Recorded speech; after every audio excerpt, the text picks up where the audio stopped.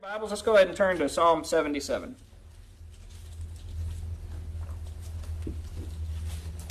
And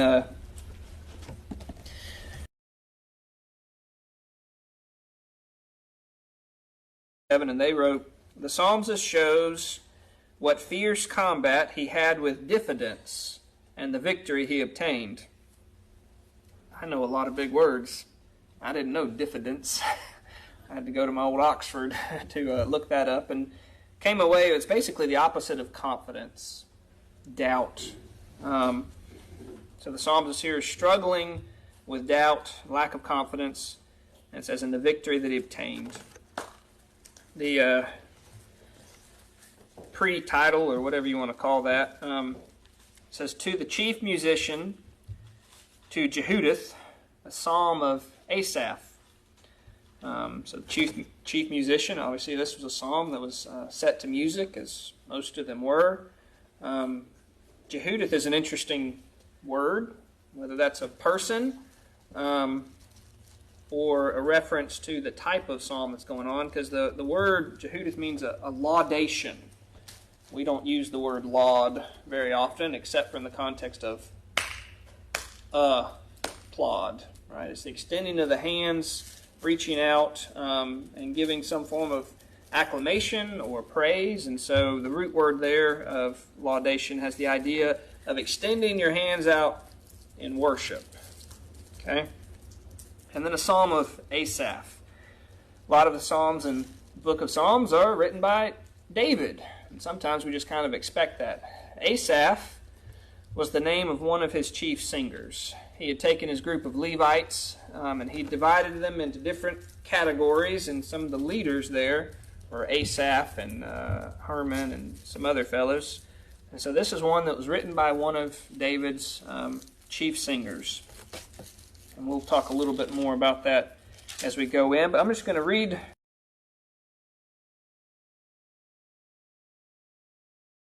So try to stay focused. Sometimes when preachers read more than a verse or two, it's easy to check out. But this is the word of the Lord. It's worth paying attention to. Psalm 77. "I cried unto God with my voice, even unto God with my voice, and he gave ear unto me. In the day of my trouble I sought the Lord. My sore ran in the night, and ceased not. My soul refused to be comforted. I remembered God, and was troubled. I complained, and my spirit was overwhelmed. Selah. Thou holdest mine eyes waking. I am so troubled that I cannot speak. I have considered the days of old, the years of ancient times. I call to remembrance my song in the night. I communed with my own heart, and my spirit made diligent search. Will the Lord cast off forever? Will he be favorable no more? Is his mercy clean gone forever? Doth his promise fail forevermore? Hath God forgotten to be gracious? Hath he in his anger shut up his tender mercies? Selah. And I said, This is my infirmity, but I will remember the years of the right hand of the Most High. I will remember the works of the Lord. Surely I will remember thy wonders of old. I will meditate also of all thy work, and talk of thy doings. Thy way, O God, is in the sanctuary. Who is so great a God as our God? Thou art the God that doeth wonders. Thou hast declared thy strength among the people. Thou hast with thine arm redeemed thy people, the sons of Jacob and Joseph. Selah. The waters saw thee, O God, the waters saw thee, and they were afraid. The depths also were troubled. The clouds poured out water. The skies sent out a sound. Thine arrows also went abroad. The voice of thy thunder was in heaven. The lightning lightened the world. The earth trembled, and shook. Thy way is in the sea, and thy path in the great waters, and thy footsteps are not known. Thou leddest thy people like a flock by the hand of Moses and Aaron.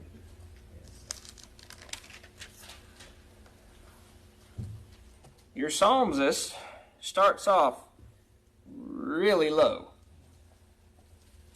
He is discouraged. He's depressed. He's cast down. He is sore troubled. What did he do? You should listen to these action verbs. I cried. I sought. I remembered. I complained.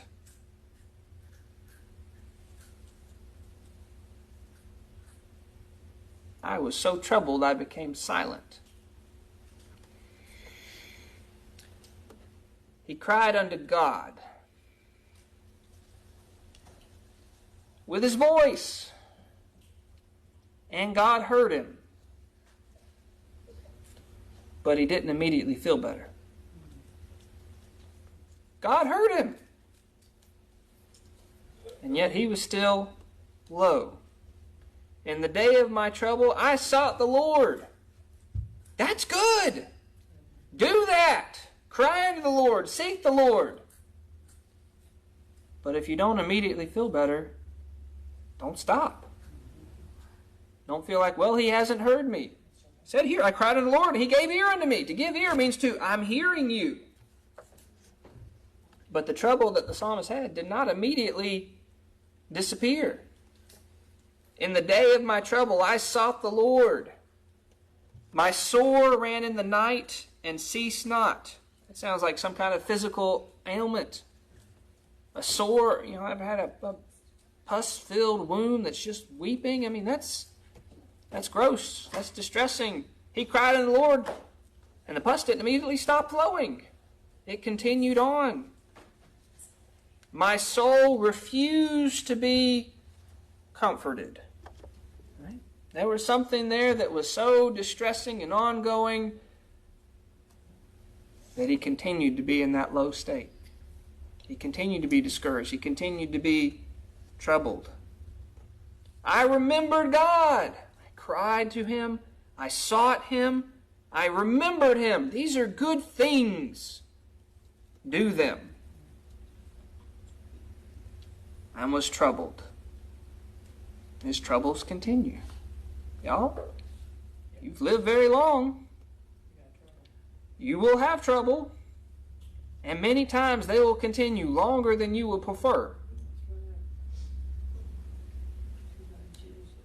Sometimes, like the psalmist, you're going to complain. I complained, and my spirit was overwhelmed. Sometimes we say things that aren't true. God won't put more on you than you can handle. That's a nice platitude, but it's empty. God won't put more on you than he can handle. You'll frequently be overwhelmed. You'll frequently be troubled. Just as I don't feel very good physically up here today, in my weakness, who do I have to recognize my dependence on? The Lord. In your weakness, who do you have to see and acknowledge and recognize your dependence on? The Lord. He can use our hard times to break our hard hearts, to lower our pride when we think, I've got it figured out.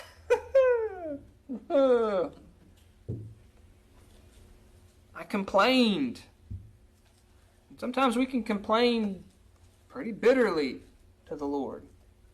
There's seeking, there's remembering, there's crying out, and then there's complaining.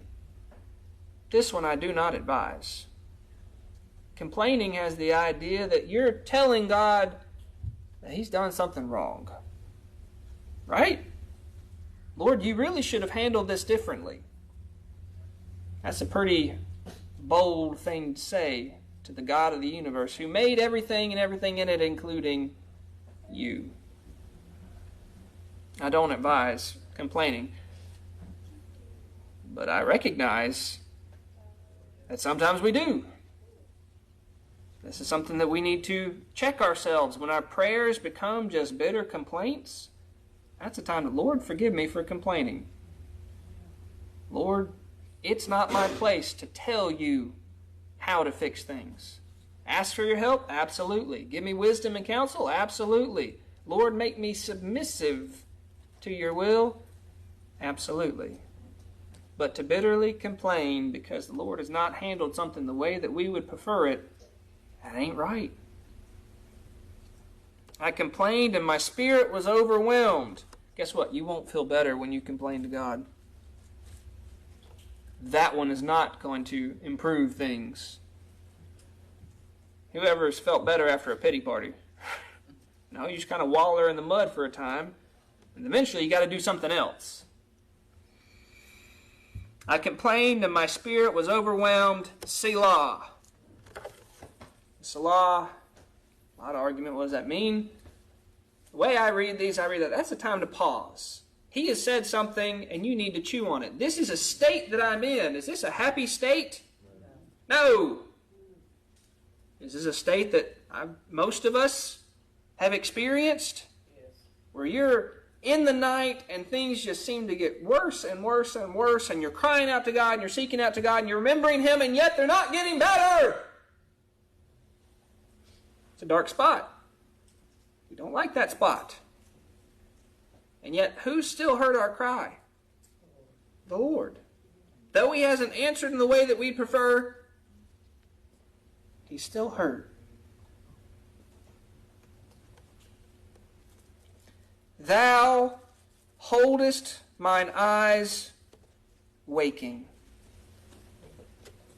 Y'all ever had trouble sleeping? It's like your eyes are being held awake. I can't even rest. I can't even escape from my troubles into the abyss of sleep. Lord, why are you taking that from me? At least let me go hide myself on my pillow and not have to think about it. I'm so troubled that I cannot speak. We have to get pretty troubled generally before we get to that point. That complaining part goes for a long time before we get so down that we can't even speak. This is a low state. I'm so troubled I cannot speak. I have considered the days of old, the years of ancient times. I call to remembrance my song in the night. I commune with my own heart, and my spirit will make diligent search. Here you're thinking about things from long ago. The days of old, the years of ancient time. Now, he could be talking about ancient times literally. Creation and the great things God has done. Or it could be that ancient time when things were good. I'm in this deep pit, and it seems eternally far away from back when things were good. I call to remembrance my song in the night. There used to be a time when my nights were not spent laying awake in bitterness as my sores are oozing, and I'm so frustrated that I can't sleep. Or there used to be a song where I was praising the Lord. Sometimes, y'all ever go to bed happy? Happy in the Lord, where it's been another day where He's blessed you, and you can see it, and you can lay your head down and rest just with a gratitude and grateful heart. Having a song in the night so that you're praising Him is the last thing you do as you lay down your head. I commune with my own heart, and my spirit made a diligent search. He's probably looking, where's that song? I'm communing with my own heart. I'm doing that internal thing, when you get in the mully grubs and you're really deep and you're like where you tend to focus. Going inward. And then he starts asking questions. There's a series of them. 1, 2, 3, 4, 5, 6. They're really all the same question. And they're worded differently. And at some point in our life, we've all asked them, even if we've never used these exact words. Will the Lord cast off forever? Things are so bad, God must have cast me off. Is He ever going to draw me back again? Is He ever going to show favor upon me again? I feel so far apart and removed and so put upon. Are things ever going to get better? Will He be favorable no more? I try to teach my children not to use expressions of never and always. Those terms of absolute, at least not talking about God, but talking about our behavior. Well, He's never good to me. He's always such and such. No, He's not. You know that's never true. Right? That there's always a range and a variability amongst our behavior that's not always bad. Right, David? You paying attention? Are you always paying attention? No, but sometimes, so pay attention now. Okay? Will He be favorable no more? Is it cut off? Will I never see the favor of God again? That's a low state. Is His mercy clean gone forever? Now, the fact that you're able to even ask that question shows that His mercy isn't clean gone. He's still sustaining you. You have not been just obliterated or wiped off. Doth His promise fail forevermore? I mean, all these questions are the same question, and it's a reflection of how the psalmist and you and I can feel at times. God has promised never to leave or forsake you. True? True. Can God lie?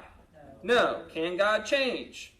Therefore, He will never leave you or forsake you. That includes not casting you off. That means not taking away His mercies forever. But on our end, it may feel like it. Because some ways we're not too bright. We're not. And we see in a very narrow window. Generally, it's just a few moments in front of our nose. And we have real short-term memory for what we've seen. But even the window that we've seen of our whole life is infinitely small in comparison to the whole bandwidth of God throughout all eternity past, all eternity future, that He can see all at one time. His perspective, His ways, the ways that He accomplishes things, His thoughts and how He orders them, they're so much higher. You know, if I could jump, I could somehow, if I had enough practice, reach that hook. Right today? No, I couldn't. But no matter how high I jump, will I ever reach up and touch the moon? No. Right? This may be the range that you and I can get our thoughts a little bit higher. But there's no way I can come close to the moon, or the sun, or Neptune, or even the former planet of Pluto. Right? Can't get there. That's how much higher. My thoughts, maybe I can get there, but I'm not going to make it to the moon. That's how much higher His thoughts are than our thoughts. And so in our perspective, as we're trying to see, we're trying to understand, we're reacting to what we feel. We feel forsaken. We feel cast off. We feel that His mercy is clean gone, but it's not. And so we're asking these questions. Doth His promise fail forevermore? Hath God forgotten to be gracious? That's an interesting question. Can God forget anything? No. Much less can He change the loving kindness that He's put upon each of His children. Can that ever be forgotten? Scripture would say that, a mother can forget her nursing child. But God the Father will never, ever forget His children. Right? Right, David? Hath He in anger shut up His tender mercies? Selah. All right. Let's do some background. We know a great deal about David. Asaph is probably writing this during David's reign. It's when he was put in the job. It may be during Solomon's reign, but let's just assume that it's written during David's reign. David had a lot that went on to him personally, and he made some bad decisions, as we talked about with Bathsheba, that had a lot of consequences for his family personally, but it also had a lot of consequences for his nation, for his people. It wasn't just hard times in the household of David, but there were a lot of hard times in the kingdom.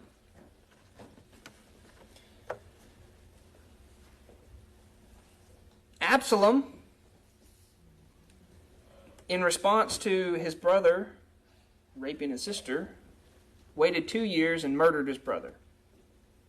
And then he was banished for a time, and then King David brought him back, and he commenced a campaign to convince everyone that he really would be a good guy and a good king, to where that folks believed him. They bought into it. And from that there was an uprising. A civil war happened in the kingdom. The civil war is ever good for the citizens of the country? No, you're going to have a division of sides. You're going to have battle. You're going to have brother fighting against brother. And that's exactly what happened. And he was pretty near close to succeeding. But for the Lord defeating some good counsel, if he had gone after David when David had to flee the capital city, I mean, that's a pretty successful coup for you to march into the city and the king have to flee. And then the Lord, basically withheld Absalom from going and capturing him that night. Wait until he had a full army, which gave David time to gather an army. And there was a battle where brother was fighting against brother. Absalom wound up being slain and the coup defeated. But as they're coming back, there's another political faction that happens with a guy named Sheba who wanted to say, what do we have to do with David? And he tried to go and take and create a second division. He wound up being executed.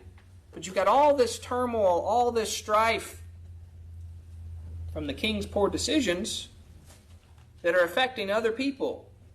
Now, whether Asaph is referring to his individual trouble or the troubles as a nation or his individual troubles that are compounded by the troubles of the nation, I don't know.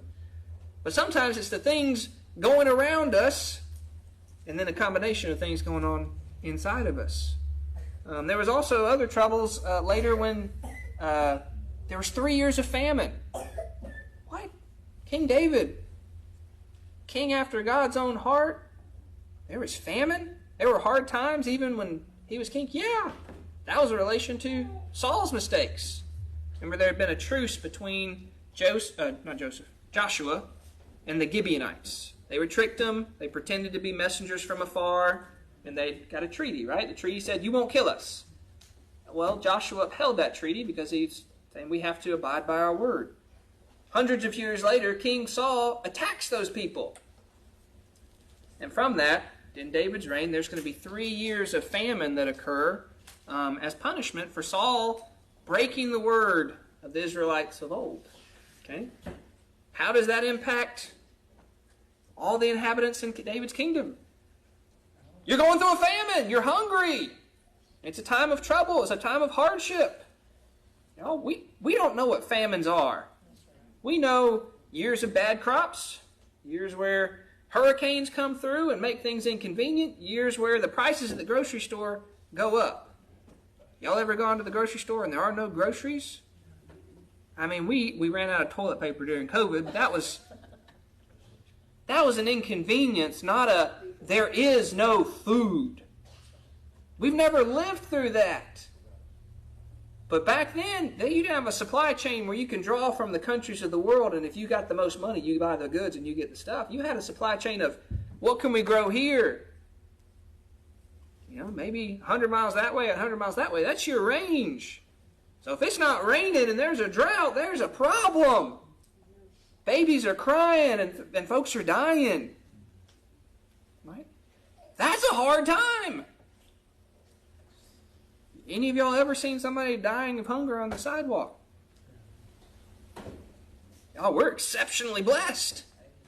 So much so that, in a way, we can't really even understand these Psalms as they were originally written because we got it so good. We have to kind of take it down to our bubble-wrapped problems. Right? Not the real lethal ones, but the ones that bother us.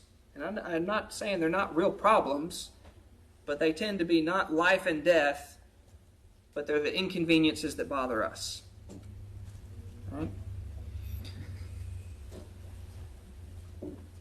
How about when David numbered the people? He got in his head, he wanted to know how many soldiers does he have? And so he sends out his general. Joab was not a good guy.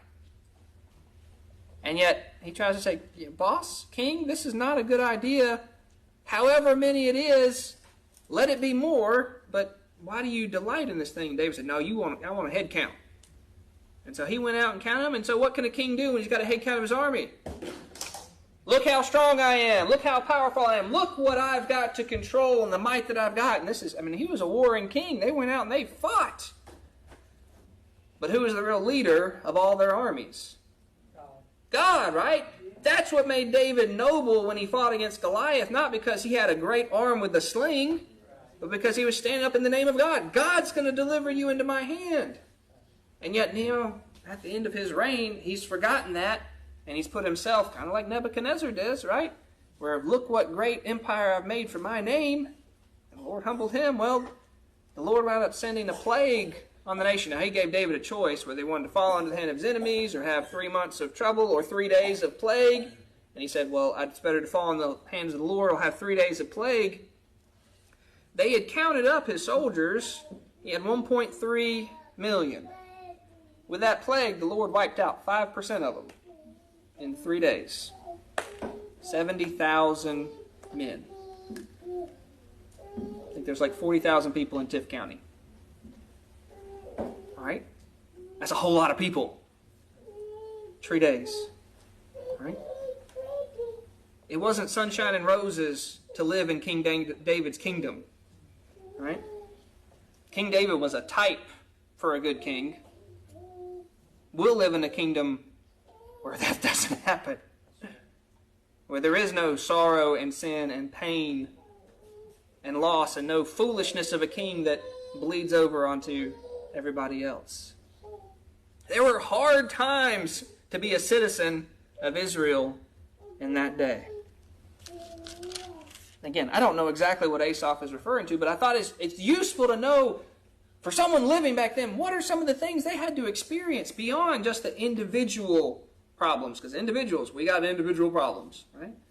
But then you have the collective things that compound it and weigh it down. So bring it over to verse 10. I said, this is my infirmity. Well, that's an interesting acknowledgement. He's got this problem, this sickness, has a sore that's oozing. He says, this is my infirmity, but I will remember the years of the right hand of the Most High. I'm not ignoring the fact that I have this problem, but I'm still going to remember the might and the mighty deeds that the Lord has done. Okay? That's what it means with the right hand of the Lord. The right hand is a symbol for the strength. Right? When the Lord sends out his right hand, it's showing off. He's doing the powerful things. Right? So when he brought them out of Egypt, which is what he's going to refer to, he's showing the right hand of the Lord. When Jesus appears and took away our sin, that was being the right hand of the Lord. And where does he sit down on high after that? Right. On the right hand of the Lord. Right? He's the embodiment, the image of the invisible God. He is the right hand of the Lord. So this is the infirmity. This is my infirmity. I have this trouble. They're real. But I'm still going to remember the years of the right hand of the Most High. What is the Lord not doing during King David's reign? Miracles and wonders and amazing things that had happened way back in Egypt. Right? You had a giant killed with a stone. You had a lot of individual deliverances for King David that his life was spared. But you think about the history of what's going on with Israel, it's not the over-the-top miracles that they had once seen back when they were coming out of Egypt, right? I mean, there are some things, but they're more veiled, more subtle. It's not this overt display that it once was. And so he's going to go back and remember those overt displays of how strong is my God? What has he done? I will remember the works of the Lord. I will remember thy wonders of old. I will meditate also on all thy works, and I will talk of thy doings. I will remember, I will meditate, and I will talk. thy wonders of old, thy works, all thy work, and of thy doings. Not focusing on self. This is my infirmity. Yes, it's there, it exists, but that's not where I live. That's not where I'm just consumed by it. When I need encouragement, when I'm in that deep, dark hole, it's not dwelling in the hole. It's looking to who's in charge. Let me remember his works. Those big, overt works. At this time, the psalmist, all he could go back to was Egypt. And that's great. That's wonderful. You have something far better. That's the incarnation of the God who came down, took on flesh as a man. The God-man, Jesus Christ, came and lived and died and was resurrected. That's the work of old. That's very much relevant today. Relevant to you and to me. Asaph, no matter how much he thought about Egypt, he was not being brought out of Egypt by thinking about it. Right? When you're thinking about what Jesus Christ has done, that's very relevant to you because he has brought you out. You were in that bondage and he has brought you out. He has given you new life. That's true and that's real. I will remember the works of the Lord. Where do we need to direct our heart to? Remembering the works of the Lord. All thy works. Meditate on all thy works and thy wonders of old. Go back. Look at him. Look at how he's revealed himself. Be reminded anew about the magnitude of his power. The scope of his love and how his right arm is not short. Right? There's nothing that he can't reach. And I will talk of thy doings. What do you mean? I'm not going to talk about my infirmity? That's not the focus. My mind and my heart and my mouth are focused on something far better. The Lord and thy doings. Thy way, O God, is in the sanctuary. Who is so great as our God? We don't go to an old temple anymore. The tabernacle has been done away with. That type and shadow is at an end. But when we come to a holy place of the Lord, place set aside to worship him, this is his way. This is where we come. And we're reminded about who is so great a God as our God. There's a lot of little g gods out there. Whether they're in religions or whether they're in the anti-religions. The little g god of wealth. The little g god of power. Long life. There's a lot of medical dollars spent on if you could just get this elixir to eternal youth. They've been chasing that fountain of youth for hundreds of, probably since Adam, right? I mean, how often do you see the articles? This one's gonna stop aging. Nope. Aging's a byproduct of sin. And you can't stop sin. Right. You going to die. Shouldn't surprise people, but they don't like to talk about it. But no matter what they're out there, they're putting their hope and their faith in, it's a little g God, and our God is great. Not great. Great. Who is so great a God as our God? And the answer is none. How do you know that? Well, you've been meditating on his works and on his doings, and you've been thinking about it, and you've been talking about it, and you've been around people who like to hear that, and you're in the sanctuary. Where do you need to go when you're discouraged? Come to church. Amen. Talk about the doings of the Lord. Remind yourself about who's in charge and how great he is. Is there any God so great as our God? No! And you need to remember that. Thou art the God that doest wonders. Thou hast declared thy strength among the people. Did he declare himself to the Israelites boldly when he brought them out of Egypt? Absolutely. Was there anybody who was walking on that camping trip who didn't know what the Lord was capable of? They knew. No, they forget sometimes. They do around it, yes. But they'd seen with their own eyes. The God that doest wonders, not these little g gods out there that promise wonders and never fulfill. He doest wonders. Thou hast declared thy strength among the people. He didn't have to have someone go up and say, the Lord is very strong. I'm declaring it to you. No, the Lord declared it himself among the people, among them at large, not just a few over here, if you were in the secret tent and you kind of heard the right way and you got the magic passwords to get inside the group of the secret knowledge, then you'll have it declared. It was among the people, friend and foe. Anybody in Egypt who'd gone through that, who didn't know who the God of Israel was, they knew. That was part of what he said. I'm doing this so they know who I am. You know what's going to happen at the end of the world? Everyone's going to know who he is. Right? Every knee is going to bow and have to acknowledge this is the God. There is no other. His Son is Jesus Christ, and he rules and reigns. Amen. Thou art the God that doest wonders. Thou hast declared thy strength among the people. Thou hast with thine arm redeemed thy people, the sons of Jacob and Joseph. Selah. He's reminding himself of what happened. The sons of Jacob and Joseph. Those that came into Egypt as a slave and rose to prominence, and those who came in as victors and fell to be slaves. Right? They all end up slaves. Regardless of where they were on that spectrum, whether you were in the chosen, favored status, or whether you were just a house guest, all of them did he bring forth. Did he lose any of his children as he brought them out? Any left behind? Any didn't miss the bus? Any said, sorry, we're full? Nobody. He redeemed them all with what? His might. His right hand. Thine arm. Right? Your right arm? How's that for a great picture for Jesus Christ? Amen. He came, and who did the redeeming? He did the redeeming. Who did it? His arm. Who's his right arm? Jesus Christ, his right arm. The strength, and he redeemed all his people. Didn't lose a single one.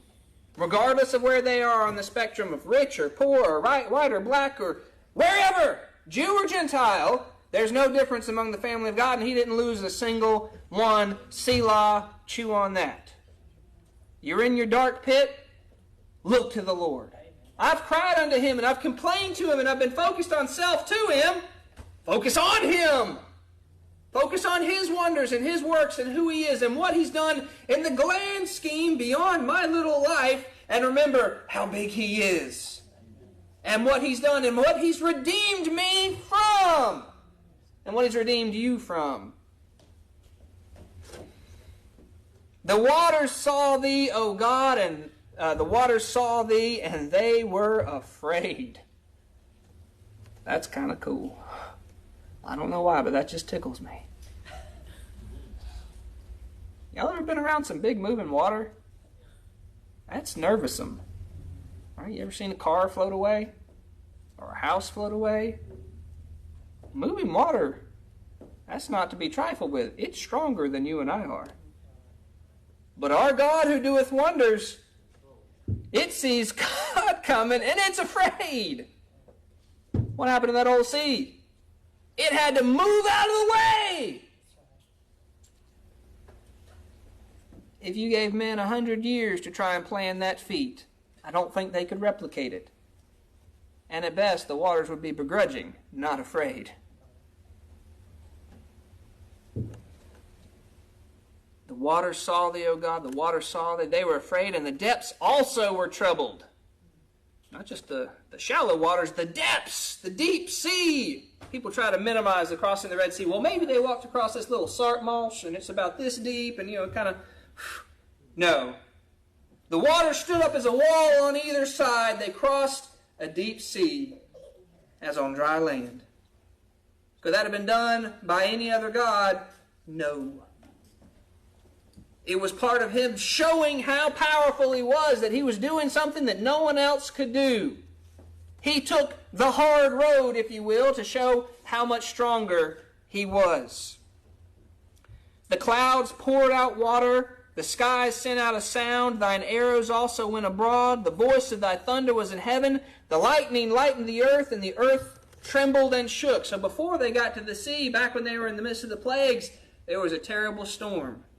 Terrible storm. You had rain, you had thunder, you had lightning, you had hail mixed with fire running across the ground. And it was so bad that people were terrified from the sound, much less everything else. All right, y'all ever been in a thunderstorm where you had that one big boom and the house shakes? Yeah.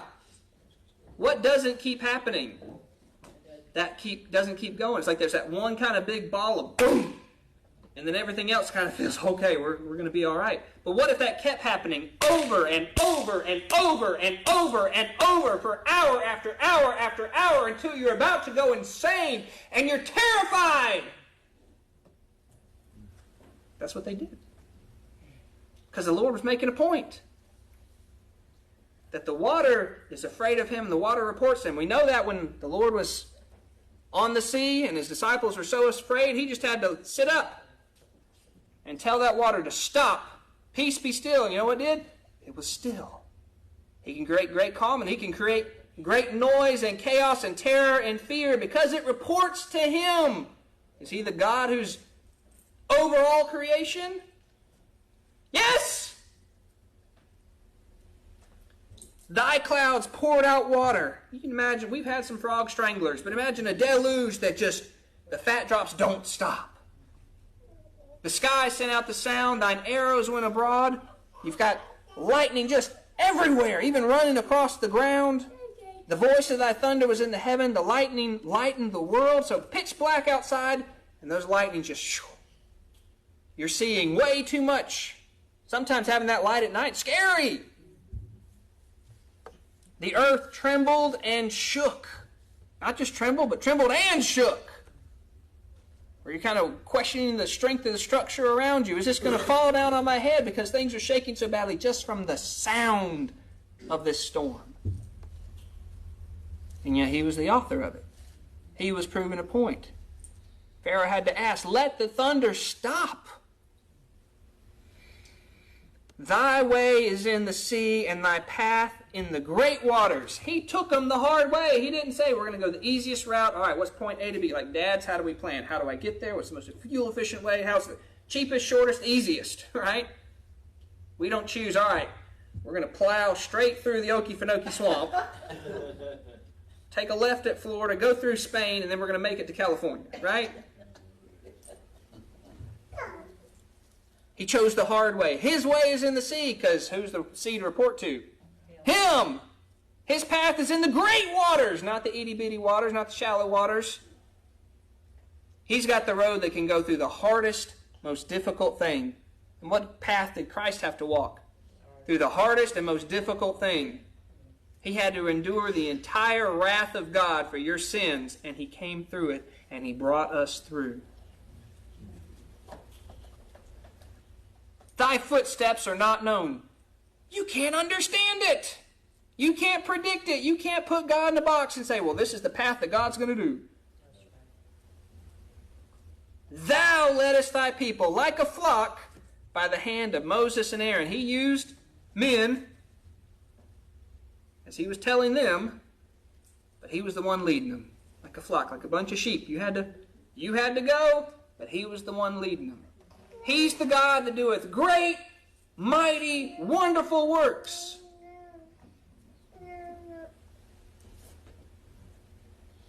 And I've forgotten that.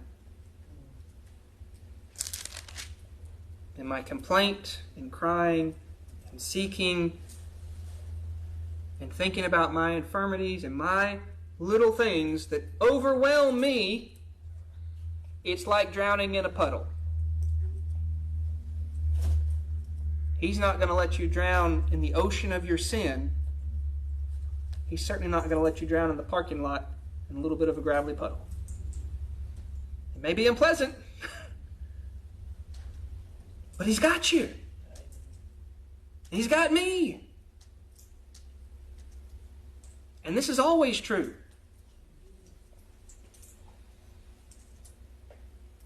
Thank you.